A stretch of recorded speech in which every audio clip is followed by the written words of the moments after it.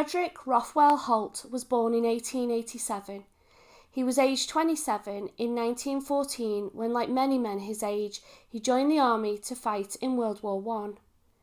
He would serve as a lieutenant in the 4th Loyal North Lancashire Regiment. On the 4th of May 1915, he was stationed in the trenches of France. He would be there just over a month.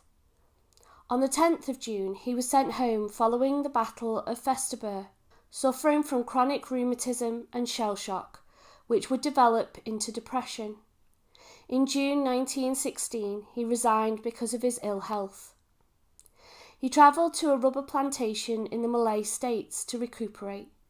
He would return to Britain in April 1918, and he was able to live comfortably, having received a £500 a year inheritance. Frederick would meet 25-year-old Kathleen Harriet Elsie Brakes, or Kitty, in the August of 1918, while he was visiting a hydro for treatment, which was located in Blackpool. She was already married to John Brakes, a Bridlington motor mechanic, but she was living apart from her husband. She was employed as a bookkeeper for many of the hotels in Blackpool, and they soon began a relationship.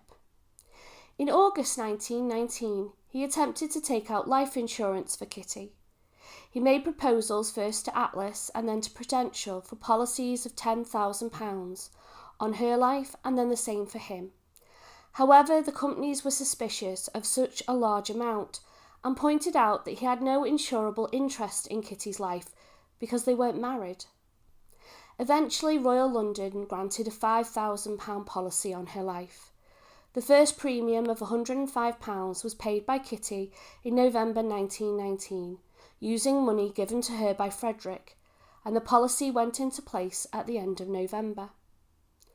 On the 17th of December 1919, Kitty gave instructions for a will, to be drafted leaving the £5,000 less £200 to Frederick Holt. The will was signed on the 23rd of December, the day she died. They stayed the night of the 22nd of December in a lodging house in Bradford. Then on the evening of the 23rd, they left Bradford on the 4:05 p.m. train going to Blackpool. They parted ways.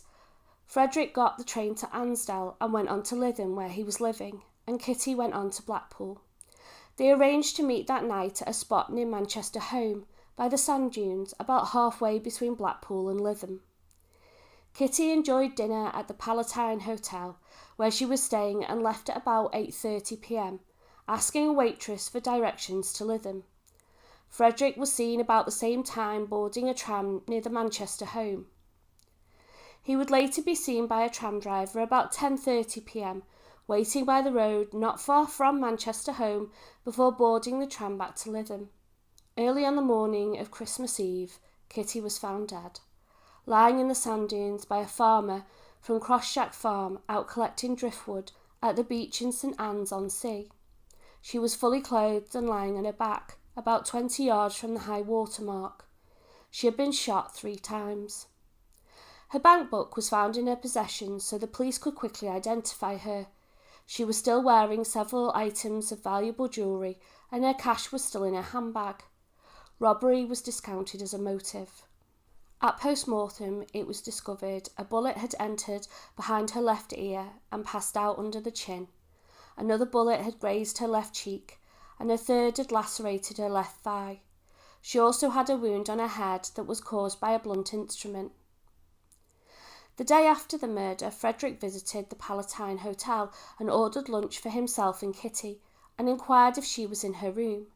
He expressed surprise and concern that she had not returned the night before. In Kitty's handbag were letters that she had exchanged with Frederick. Not only did they document their relationship, but it also highlighted that there was a significant life insurance policy, with Frederick as the beneficiary. The police took him for interview and conducted a search of his residence. A blood-stained glove that belonged to him was found close to Kitty, and then the other glove was washed up by the sea. Footprints in the sand near the body matched wet shoes that were covered in sand found at his home. 4 days after the murder, some children were playing in the sand dunes and came across a 6-chamber revolver, from which 4 cartridges had been fired. A check was made of the serial number, which proved that Frederick had purchased the weapon from a gunsmith in Preston in August 1914. He was arrested and charged with murder. A preliminary hearing was held before the town's magistrates. Frederick's solicitor, Mr. Woosnam, questioned Kitty's estranged husband. While he didn't accuse him of murder, it was clear he was exploring offering John as an alternative suspect at the trial. But John came across as a man genuinely upset about her death. They had married but soon realised that they were better as friends. Divorce had been discussed and Kitty had never asked for maintenance from John. It was clear he had no reason to want Kitty dead. So the defence moved to Plan B. Whilst awaiting trial, Frederick was examined by 2 doctors on behalf of the defence, who both testified that he was unfit to plead, stating that they both found him to be suffering from delusions of persecution. Frederick wrote a long statement that seemed to support the doctor's opinion, saying the guards were trying to infect him with dogs and fleas, as well as claims that the pipe had been tampered with by the police. The prosecution claimed malingering on Frederick's part. Insanity had never been raised before, and the jury agreed, and he was found fit to plead. The trial proper began at Manchester Assizes and lasted from the 23rd to the 27th of February 1920. His defence was led by Sir Edward Marshall Hall. He stated that Frederick didn't commit the murder, and that if he did, it must have been the act of a madman. They said no sane man would believe that they could get away with such a poorly planned crime. A basic query would have linked the pair. At the time of the trial, Frederick's father and family attempted to set up an alibi by saying that he had come in at 8:15 p.m. and remained in and around the house for the rest of the night. This contradicted his statement when first questioned, when he stated he had returned between 10:30 and 11 p.m, a tactic that backfired, making it seem that they too believed he was guilty in the eyes of the jury. Money was put forward by the prosecution as the motive, killing Kitty to claim the £5,000 insurance. While Frederick was wealthy from his inheritance, he was living well above his means. His bank manager revealed his bank account was overdrawn, and while he had money in other accounts to cover it, it was clear his finances were precarious. The money from the insurance would have ensured his future financial security. In the end, the jury found him guilty in less than an hour and made no recommendation for mercy. He was sentenced to death. Following his conviction, his solicitors approached the Home Office with evidence that in the Malay states he had been treated by a doctor for syphilis. They asked for a lumbar puncture to be performed to show that he was still infected with syphilis and that he had been suffering with neurosyphilis, or GPI as it was referred to then, general paralysis of insanity, which could cause psychosis. The Home Office proposed that the question of insanity was one to be posed to the Court of Criminal Appeal. The appeal was held on March the 29th, looking into the evidence of insanity. They presented the syphilis diagnosis and its potential impact on his mental health, but also introduced evidence of hereditary insanity on his mother's side of the family.